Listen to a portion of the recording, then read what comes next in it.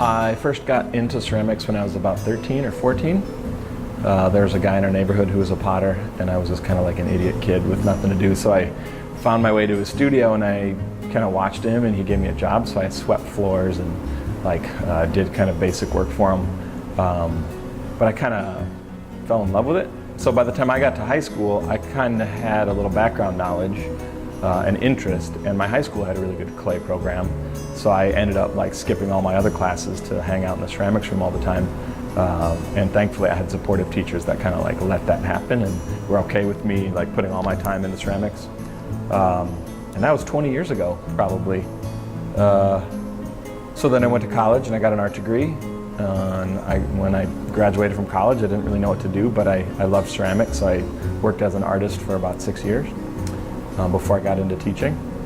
And I kind of found myself attracted to education just because I loved ceramics and I liked that it still existed in the school, and so I wanted to support the arts in an educational context. It kind of depends on the project. A lot of times people will hire me to make something specific for them, so that process is kind of straightforward. They and I will have a conversation about what it is that they want, and I will draw up some sketches and I'll show it to them, and then they can say changes maybe that they want or suggest colors that they would like. And so in that instance, it's like I'm making what someone else wants me to make, but that's okay if they're paying me, that's cool.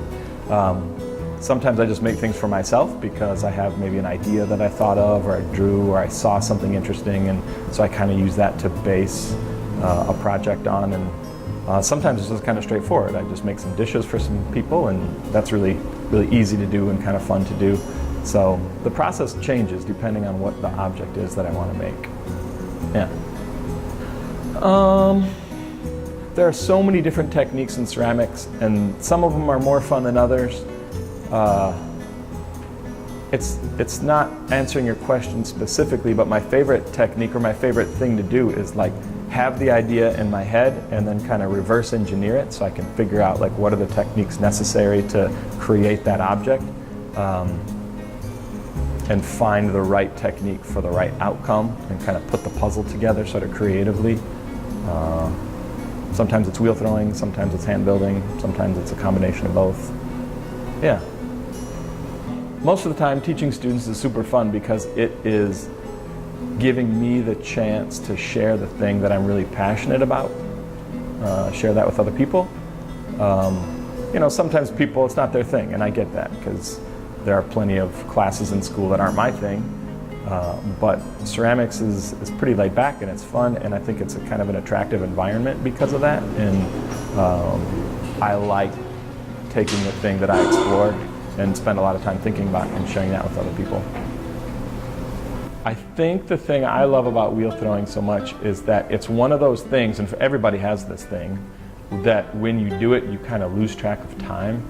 Like time just disappears. You might be like playing your sport or playing an instrument or going for a run, but when you're like totally in the zone, you just lose everything else. You're focused on just that one activity. And I like that. I like being in that little space, that mental space.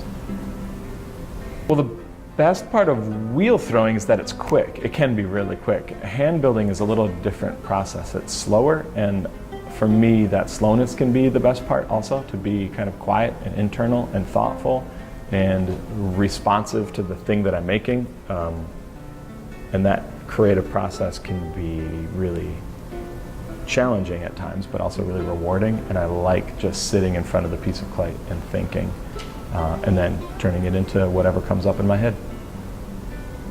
I find a lot of inspiration in images that I find in nature. It might be texture or a shape or like the movement of something, like trees in wind, or the movement of clouds or something like that, or the movement of water. I mean, that's kind of where this one came from. I was thinking about how to make a wave.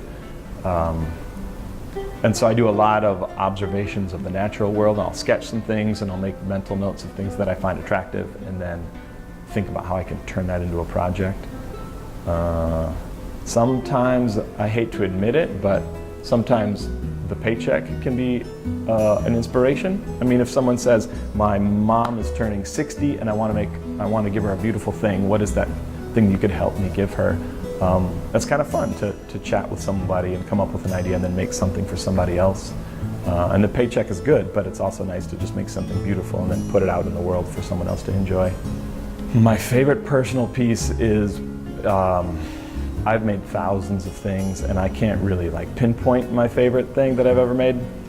I love the process of making so much that it's kind of, maybe it sounds like a flaky answer, but my favorite thing is the thing that I'm currently making because it's the thing that I'm giving my time and attention to. I may or may not love it at the end, but the relationship that I'm having with the piece, right then, is the best part of the process for me.